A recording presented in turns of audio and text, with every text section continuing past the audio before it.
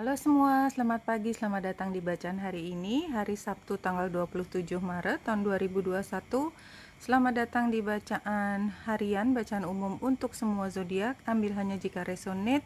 Silakan lihat description box di bawah video ini untuk rangkuman bacaan hari ini. Kemudian seperti biasa hari Sabtu saya mulai dengan kartu dari Rumi. Dan saya sudah mengambil satu kartu setelah diacak dan diambil yang di tengah, dan saya mendapatkan a new gown, gaun yang baru. Gaun ini menandakan tingkatan yang berbeda. Jadi baju itu sering kita gambarkan sebagai penggambaran dari self kita, karena kita selalu kalau berpakaian itu kan mencirikan diri kita.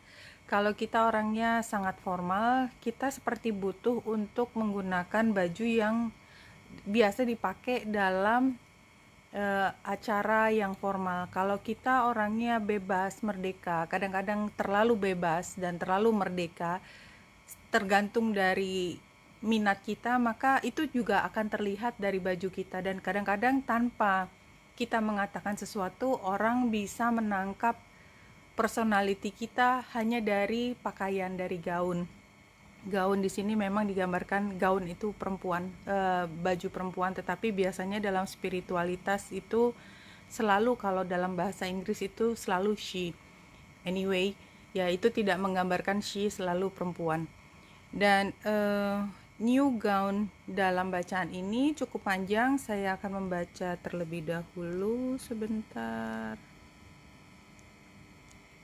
Iya, jadi gaun ini, dan mungkin ini udah cukup lama saya terakhir mengambil kartu ini menjelaskan, tapi ini sepertinya lebih tepat seperti toga. Toga itu kalau kita lulus, kita menggunakan baju seperti gaun, tetapi itu bukan gaun untuk perempuan, tapi buat semua, laki dan perempuan sama, warnanya hitam biasanya kalau di dalam akademisi, tapi tidak selalu harus akademisi, karena di sidang itu juga menggunakan toga, something like that, jubah. Nah, ini juga seperti itu. Kapan sih kita mendapatkan jubah? Jubah itu kan satu kehormatan besar, satu status di mana tidak semua orang bisa pakai itu. Jadi kalau kita mahasiswa, terus kita mau pakai toga, itu rasanya nggak enak hati. Kenapa? Karena kita belum lulus, karena kita belum melewati satu ujian yang besar yang semua orang juga harap-harap cemas melaluinya. Nah, ini juga demikian, tetapi dalam hal spiritualitas ini, gaun itu diperoleh ketika kita sudah mampu merasakan cinta yang sesungguhnya, karena kita berserah. Jadi kita lulus adalah ketika pada saat kita benar-benar bisa melepaskan semua kecemasan kita lepaskan. Jadi saya serahkan semua harapan, kecemasan saya, ketakutan saya hanya kepada Sang Penguasa, Sang Maha Penguasa maksudnya, pencipta kita, apapun kita menyebutnya. Kita menyerahkan luka hati kita, membiarkan yang menciptakan kita itu menyembuhkan hati kita.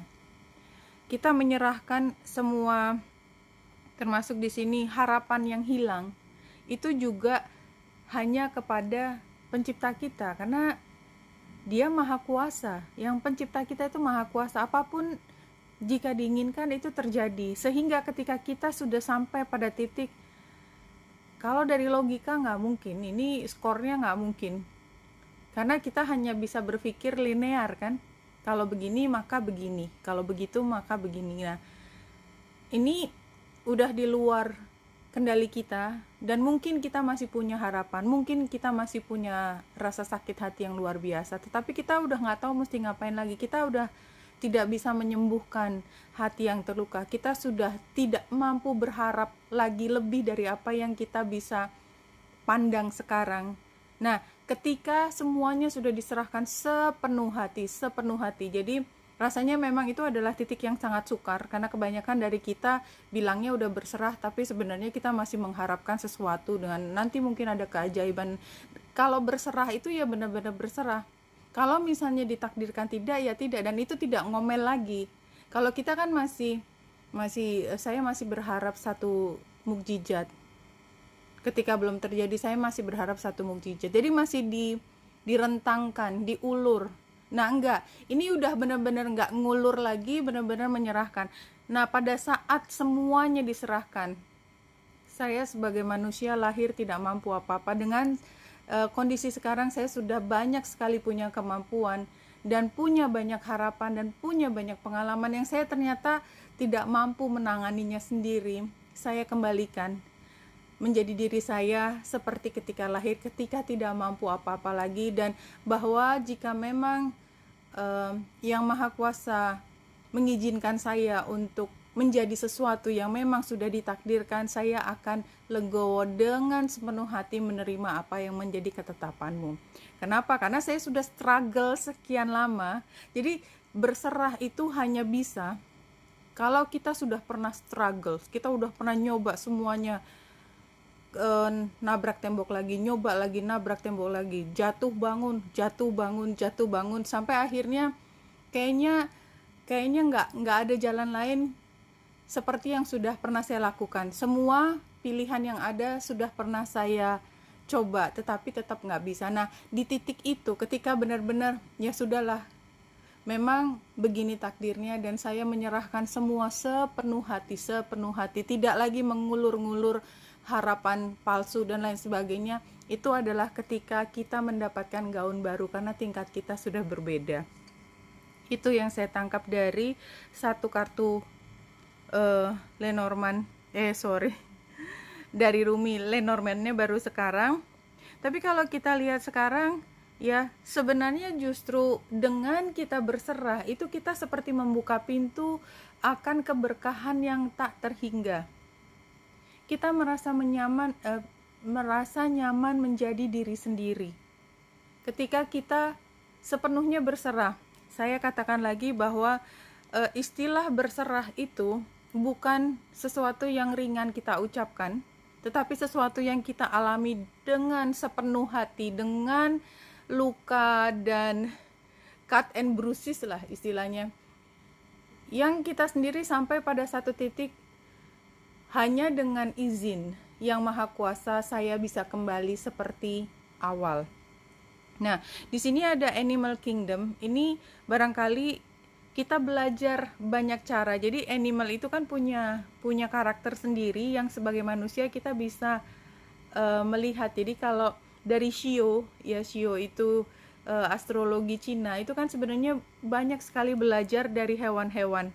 Ya, kelinci yang lincah, mungkin cepat berubah, tetapi bisa segera menemukan sesuatu yang baru. Kuda yang fokus dan penuh dengan kerja keras. Anjing yang loyal, setia, apapun perlakuan dari majikannya, jika itu dilakukan dengan sepenuh hati, dia akan melakukannya, apapun yang diperintahkan. Kupu-kupu, transformasi. Ular, pengobatan. Kucing, independence. Kura-kura, konsistensi. Banyak sekali hal yang kita belajar dari apa yang menjadi karakter hewan, dan kita selalu mencari yang terbaik dari semua. Itu yang muncul lagi di sini. Nah, kalau dari kartu fairy ini adalah family harmony, dan barangkali ini yang menjadi masalah utama yang membuat kita sudah nggak tahu mesti ngapain lagi terkait keluarga, dan ada kaitannya dengan jarak atau kemampuan kita memenuhi apa yang menjadi kesejahteraan di dalam rumah tangga. Tapi kita tetap harus berjalan terus. Jadi apapun yang terjadi, kehidupan itu tidak pernah berhenti. Dan kalau kita lihat, memang hari ini bukan hari yang terlampau mudah ya, karena kita lihat dari awal juga yang langsung kita lihat kan merahnya. Dan di sini ada yang namanya segi 4. Ya, karena ada T-square, double malah sebenarnya, karena bulan juga oposisi dengan Merkurius, berarti kan semuanya 4 titik ini, Mars, bulan, South Node, dan Merkurius itu adalah focal point. Karena segi 4-nya sama sisi. Jadi yang saya lihat di sini adalah situasi yang tension yang memaksa kita untuk berubah. Semua T-square itu membuat kita terpaksa atau dipaksa berubah. Dan kalau saya lihat lagi chart yang lebih detail, ini sebenarnya kita juga bisa melihat yang disebut dengan yod. Jadi yodnya ini adalah bulan dan Vesta. Di sini tidak digambar Vestanya, dan di situ adalah antara Saturnus dan Venus. Ya, Saturnus ada di Aquarius, Venus dan Chiron serta matahari serta Venus ini ada di Aries.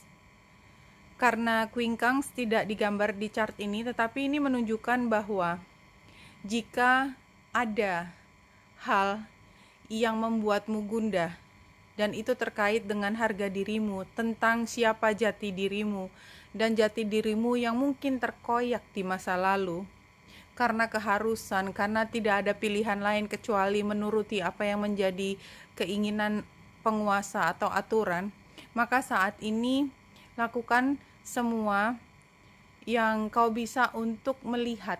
Jadi melihat, mempelajari kenapa saya harus nurut. Jadi jawab itu dulu. Kenapa kemarin ketika saya penuh penderitaan itu tetap aja saya harus nurut? Pasti ada hal yang harus saya pelajari. Jadi apalagi ini ada kaitannya dengan Chiron. Jadi Chiron itu seperti saya sudah tahu bahwa ini ya kepilihan saya akan membuat saya terluka, tapi saya tetap memilihnya. Seperti seolah-olah saya nggak punya pilihan lain kecuali berjalan di atas bara api.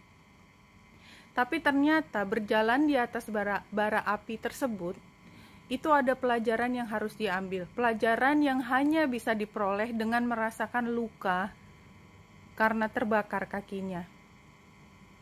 Dan ketika kita tahu kita terluka, kita sakit, kita sedih, kita marah karena kita merasa dijajah, tanda petik, itu sebenarnya pun adalah satu pelajaran yang harus kita lalui, karena ada pelajaran yang hanya bisa dipahami kalau kita mendapatkannya dengan penderitaan.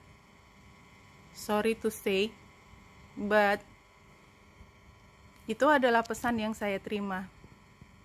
Moving forward fearlessly. Saya tahu saya akan terluka, tapi tetap saya akan memilih hal tersebut. Dan begitu juga ini tadi, new gown-nya itu kan sebenarnya sampai satu titik kita udah nggak tahu mesti ngapain lagi. Itu kayak kita di dalam situasi yang nggak ada pilihan, kita hanya menderita. Tapi justru kalau dari Lenormand-nya, ini semua adalah berkah. Jadi semua penderitaan yang harus kita rasakan itu adalah salah satu bentuk berkah sampai kita menemukan kekuatan yang paling dalam di dalam diri kita. Ini dalam banget ya, saya ngerasain sih dalam ya, dan mungkin buat beberapa orang mendengar pandangan saya nggak setuju bahwa itu adalah anugerah. But this is what it is. Kalau nggak setuju it's okay, you can stop it, whatever. Tapi itu yang sepertinya pesan yang harus disampaikan. Oke. Situasinya adalah iya, karena kita tuh sedang memperjuangkan sesuatu, kita struggling untuk alasan yang salah. Kalaupun yang kita lakukan itu hasilnya adalah untuk satu kebenaran, tetapi alasan yang paling dasarnya salah. Mungkin kita melakukannya demi cinta, tapi cintanya bukan cinta yang paling murni, cinta sejati kepada Yang Maha Kuasa, tetapi cinta kita terhadap duniawi. Barangkali itu. Sehingga kita harus belajar lebih dalam lagi, mengerti lebih dalam tentang apa itu cinta. Challenge-nya adalah ya karena kita nggak pernah paham bahwa diingatin lagi, bukan begitu caranya memandang, bukan begitu caranya bersyukur, bukan begitu caranya berterima kasih atas apa yang kau dapat. You're doing the wrong way. Tapi kita nggak paham karena kita ngotot dengan apa yang kita percaya. Advice-nya adalah saving. Ya, kalau saya lihat advice-nya ini adalah memang semuanya tergantung dari hati nurani kita. Jadi kalau saya melihatnya ini lebih ke dalam hati kita, kekuatan mencari apa yang menjadi pelajaran yang datangnya dari dalam diri sendiri. Smothering, burnout, possessiveness, iya, block creativity. Jadi kita tuh sebenarnya sedang mentok, sedang stuck. Kita pikir kita sudah melakukan semuanya dan kita berani mengambil risiko terbesar untuk terluka. Tapi worth it nggak kita terluka sekian dalam untuk belajar tentang kehidupan yang lebih hakiki? Jangan-jangan kita udah susah-susah menderita, kita sudah sampai lowest low, dan kita tetap nggak bisa mengambil hikmah yang sebenarnya. Dan hikmah yang sebenarnya selalu cuma satu, cinta kepada pencipta kita dan berserah diri. Dan itu tadi, the new gown, bahwa kita menerima apapun yang diberikan dengan semua upaya yang kita sudah lakukan. Pada akhirnya yang diminta adalah berserah diri. Ada nabi yang begitu kan, dengan benar-benar dicoba sampai semua penderitaan itu harus dilewati. Beliau hanya untuk mengatakan bahwa iya, dia mencintai Allah Subhanahu wa Ta'ala apapun yang diberikan. Sakit sekian lama, kehilangan keluarganya, tapi ketika beliau berserah diri, itu semua diganti. Tapi harus sampai satu titik, whatever, silahkan, apapun yang kau putuskan untukku, aku menerima dengan sukarela, dengan sepenuh hati. You are in control. Don't give your power away. You're far more powerful and wise than you imagine. Jadi kalau kita berpikir, aku udah capek banget, aku udah gak kuat lagi, kenapa saya harus begini, kenapa harus saya yang menderita? Seolah-olah kita udah gak punya kemampuan, seolah-olah kita gak punya power. Ini seperti sampai satu titik, enggak, kamu punya power lebih besar dari itu. Kalau kamu mengambil power, mengambil daya, semua sumbernya dari penciptamu. Dalam banget ya. Saya nggak tahu kenapa begitu dalam, tapi ini yang memang muncul informasinya. Oke, teman-teman, ini yang bisa saya peroleh ya. Mudah-mudahan ini tetap bisa bermanfaat buat teman-teman. Kalau tidak secara langsung buat kita, barangkali ini untuk diskusi kita hari ini aja. Oke, Wenita Indra di sini, semoga membantu. Salam hati dan cahaya.